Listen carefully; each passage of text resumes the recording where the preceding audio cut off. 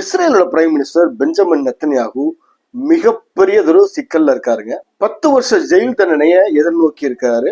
எப்ப வேணா அவருக்கு ஜெயிலுக்கு போகலான்ற ஒரு ரொம்ப இக்கட்டான சூழ்நிலையில இருக்காரு. ஏன்னா வழக்குக்கான சாட்சியங்கள் ஆதாரங்கள் ரொம்ப ரொம்ப ஸ்ட்ராங்கா இருக்குது. அதுல இருந்து எஸ்கேப் ஆகவே முடியாது. நிச்சயமா நெத்தன்யாகுவோட கழுத்தை சுத்தின பாம்பா இந்த கேஸ் வந்து சுத்திக்கிட்டு இருக்கு. எந்த நிமிஷமும் அவரை விழுங்கிற நிலைமையில தான் இப்போதைக்கு நெத்தன்யாகு இருக்கிறாரு. இதுல டொனால்ட் ட்ரம்போட பங்கு இருக்குதுங்க. என்னவாகும் பெஞ்சமின் நெத்தன்யாகுவோட எதிர்காலம்? டீட்டெயிலா பார்க்கலாம். வீடியோக்குள்ள போறதுக்கு முன்னாடி இது போன்ற உலகத்தில் நடக்கக்கூடிய மிக முக்கியமான விஷயங்கள் மெயின் ஸ்ட்ரீம் மீடியாவிலேயே பேசப்படாத பல முக்கியமான விஷயங்களோட பின்னணி தகவல்களோட தெரிஞ்சுக்கணும்னு நினைச்சீங்கன்னா நம்மளோட சரண்ஸ் குளோபல் சேனல் சப்ஸ்கிரைப் பண்ணுங்க. வாங்க வீடியோக்குள்ள போலாம்.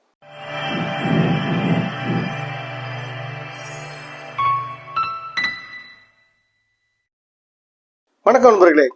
இஸ்ரேலோட பிரைம் மினிஸ்டர் பெஞ்சமின் நெத்தன்யாகு மேலே இருக்கிற ஊழல் குற்றச்சாட்டுகள் நெத்தன்யாகுவோட அரசியல் வாழ்க்கையை காலி பண்ணக்கூடிய அளவிற்கு பவர்ஃபுல்லான ஒரு கேஸ் தான் இந்த கேஸ்.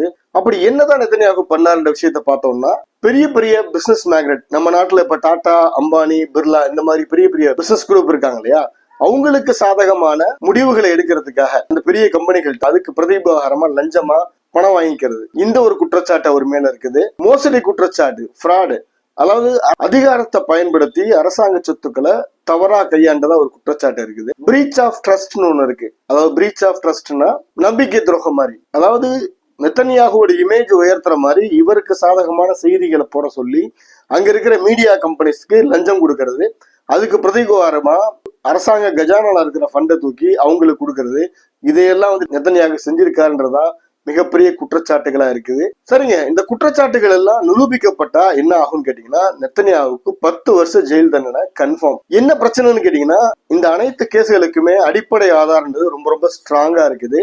இதுல இருந்து எஸ்கேப் ஆகுறதுன்றது நெத்தன்யாகுக்கு மிகப்பெரிய சவால். சட்டப்படியும் நியாயப்படியும் இந்த கேஸ் வந்து கோர்ட்ல நடந்துச்சுன்னா நெத்தன்யாகுக்கு கன்ஃபார்மா 10 வருஷம் ஜெயில் தண்டனை உறுதின்னு சொல்லி இஸ்ரேல இருக்கக்கூடிய பெரிய பெரிய லாபிஸ்டே சொல்றாங்க. அந்த அளவுக்கு இதுல நெத்தன்யாகு மேல இருக்கிற குற்றச்சாட்டுகளுக்கு பலமான ஆதாரங்கள் இருக்கிறதா சொல்றாங்க. இதுக்குதான் நெத்தன்யாகு ஒரு பிளான் பண்றாரு. இஸ்ரேலோட நாட்டு சட்டப்படி அந்த நாட்டு அதிபர் கிட்ட மன்னிப்பு கடிதம் கொடுத்து அந்த மன்னிப்பு கடிதத்தை அந்த நாட்டோட அதிபர் ஏத்துக்கிட்டாருன்னு சொன்னா அந்த கேஸ்ல இருந்து இஸ்ரேல யாரா இருந்தாலும் வெளியில வந்துடலாம். இந்த ஒரு லூப்போல பயன்படுத்தி இஸ்ரேலோட பிரைம் மினிஸ்டர் பெஞ்சமின் நெத்தன்யாகு என்ன பண்றாருன்னு கேட்டீங்கன்னா, இஸ்ரேல் நாட்டோட பிரசிடென்ட் கிட்ட மன்னிப்பு கடிதம் கொடுக்குறாரு. இதுல இருக்கிற முக்கியமான விஷயம் என்னன்னு கேட்டீங்கன்னா, இஸ்ரேலோட பிரசிடென்ட் வந்து அந்த மன்னிப்பு கடிதத்தை ஏத்துக்கிட்டாருன்னு சொன்னா நெத்தன்யாகு நிச்சயமா இந்த கேஸ் விடுதலை ஆகலாம். ஆனா பிரச்சனை என்னன்னு கேட்டீங்கன்னா, இஸ்ரேலோட பிரசிடென்ட் வந்து நெத்தன்யாகுக்கு மன்னிப்பு கொடுத்தாலும் இஸ்ரேல் மக்கள்ல பாதி பேர் கிட்டத்தட்ட ஏத்துக்க தயாரே இல்ல. இஸ்ரேல் மக்கள்ல பாதி பேர் மிகப்பெரிய அளவுல போராட்டம் பண்றாங்க. இஸ்ரேலோட பிரைம் மினிஸ்டர் பெஞ்சமின் நெத்தன்யாகு ஒரு குற்றவாளி, ஊழல் குற்றவாளி, அவரை வந்து பதவியிலிருந்து தூக்கணும், அவருக்கு மன்னிப்பு வழங்கக்கூடாதுன்னு சொல்லி மக்கள் வந்து மிகப்பெரிய அளவு கொந்தளிக்கிறாங்க. சோ இவ்வளவு பெரிய மக்கள் கொந்தளிப்புக்கு எதிரா, மக்கள் போராட்டங்களுக்கு எதிரா இஸ்ரேலோட பிரசிடென்ட் வந்து ஒரு முடிவு எடுத்தாருன்னா நாளைக்கு அதுவே கூட அவருக்கே ஒரு மிகப்பெரிய பிரச்சனையா மாறுறது கூட வாய்ப்பு இருக்கு. சோ அதிபருக்கு எதிராகவும் மக்கள் வந்து கொந்தளிச்சு நெத்தன்யாகு மேல இருக்கிற கோபம் அப்படியே அதிபர் மேல திரும்புறதுக்கான வாய்ப்பு இருக்கிறதுனால இஸ்ரேலோட பிரசிடென்ட் வந்து ரொம்பவே யோசிக்கிறாரு. சோ பெஞ்சமின் நெத்தன்யாகுக்கு மன்னிப்பு கொடுக்கறதா வேணாமான்ற அந்த ஒரு விஷயத்துல இஸ்ரேலோட பிரசிடென்ட் ஐசக் ஹெர்சாக் என்ன ஒரு பிளான் வச்சிருக்காருன்னு கேட்டீங்கன்னா, நான் மன்னிப்பு கொடுக்கவும் போறதில்ல, கொடுக்காம இருக்கவும் போறதில்ல, ரெண்டுக்கு நடுவுல ஒரு டீல் ஒண்ணு பேசுறாரு. அதாவது பெஞ்சமின் நெத்தன்யாகுவோட லாயர்ஸையும் இஸ்ரேலோட அரசாங்கத்தோட லாயர்ஸையும் உட்கார வச்சு ஒரு டீல் பேசலான்ற முடிவுக்கு வர்றாரு. ஆனா என்ன பிரச்சனைன்னு கேட்டீங்கன்னா, இஸ்ரேலோட பிரசிடென்ட் வந்து பெஞ்சமின் நெத்தன்யாகுவோட மன்னிப்பு கடிதத்தை ஏத்துக்கணும்னா ஒரே ஒரு முக்கியமான நிபந்தனை இருக்கு. என்னன்னு கேட்டீங்கன்னா, அதுக்கு முதல்ல பெஞ்சமின் நெத்தன்யாகு அவர் செஞ்ச குற்றத்தை ஒத்துக்கணும், ரெண்டாவது அவரு அரசியல்ல இருந்து விலகணும்.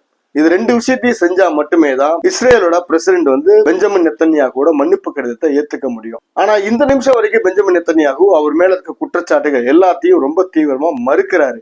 நான் இதை செய்யவே இல்லை, அரசியல் காழ்ப்புணர்ச்சி காரணமா இந்த கேஸ் போட்டிருக்காங்கன்னா இந்த நிமிஷம் வரைக்கும் நெத்தன்யாகு சொல்றாரு. அது மட்டும் இல்லைங்க, பெஞ்சமின் நெத்தன்யாகுக்கு இந்த கேஸ்ல இருந்து மன்னிப்பு கிடைக்கணும்னா அவர் அரசியலை விட்டு விலகணும். இதுக்கு முதல்ல பெஞ்சமின் நெத்தன்யாகு சம்மதிப்பாரா?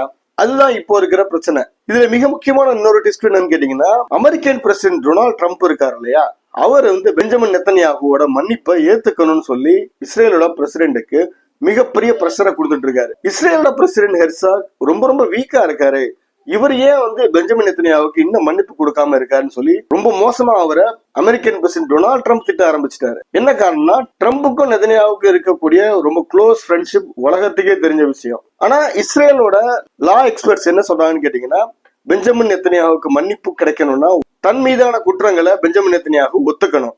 அடுத்தது, பெஞ்சமின் நெத்தன்யாகு அரசியலை விட்டு வெளியேற வேண்டியிருக்கும். இது ரெண்டையும் செஞ்சா மட்டும்தான் பெஞ்சமின் நெத்தன்யாவுக்கு மன்னிப்புன்றது கிடைக்கும். இல்லைன்னா இஸ்ரேலிய சட்டப்படி கிடைக்கிறதுக்கு வாய்ப்பே இல்லைன்னு சொல்றாங்க.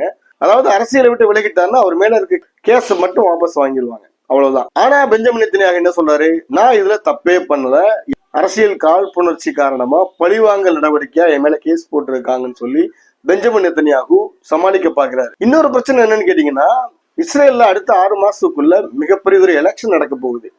இந்த எலெக்ஷனை ஃபேஸ் பண்றதுக்கு ரொம்ப பயப்படுறாரு பெஞ்சமின் நெத்தன்யாகு. 6 மாசம் எலெக்ஷனை வச்சுக்கிட்டு அவர் அரசியலை விட்டு விலகிறதும் வாய்ப்பு இல்லைன்ற மாதிரிதான் இஸ்ரேலிய மீடியா சொல்றாங்க. இந்த சூழ்நிலையில பெஞ்சமின் நெத்தன்யாகுக்கு எதிராக இருக்கிறவங்க, அதுக்கப்புறம் பாலஸ்தீனத்தோட ஆதரவாளர்கள் என்ன சொல்றாங்கன்னு கேட்டீங்கன்னா, பெஞ்சமின் நெத்தன்யாகு காசால பண்ண பாவங்களுக்கான கர்மாவை அனுபவிச்சே ஆகணும், அதுல இருந்து அவர் எஸ்கேப்பே ஆக முடியாதுன்றதுதான் பாலஸ்தீன ஆதரவாளர்களோட கருத்தா இருக்கு. டொனால்ட் ட்ரம்ப் பெஞ்சமின் நெத்தன்யாகுவை காப்பாற்றுவாரா? இந்த ஒரு கேள்வி உலக நாடுகள் மத்தியில எல்லார் மத்தியிலுமே இருக்குது. நீங்க என்ன நினைக்கிறீங்க?